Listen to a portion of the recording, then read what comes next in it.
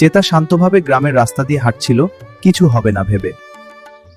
হঠাৎ একটি ছাগল রাস্তার মাঝখানে এসে দাঁড়ালো। চেতার চোখ বড় হয়ে গেল, চেতা ভয়ে কাঁপতে শুরু করলো। চেতা দৌড়াতে লাগলো, ছাগল তার পিছনে তাড়া করছে। বাঁচার জন্য চেতা দ্রুত গাছের চুলে থাকলো। ছাগল অবাক হয়ে গাছের নিচে দাঁড়ালো চেতাকে দেখে। চেতা লজ্জায় হাসছিল, কিন্তু নিরাপদে ছিল। গ্রামের সবাই হাসতে লাগলো চেতার অবস্থা দেখে। চেতা উপরের দিকে তাকালো, ভয় পেয়েও মজায় মিশে। ছাগল চেতাকে দেখে আরো অবাক, মনে হলো টাইগার দেখতে পেয়েছে। শেষে চেতা নিরাপদে নামলো, সবাই হাসি থামাতে পারলো না।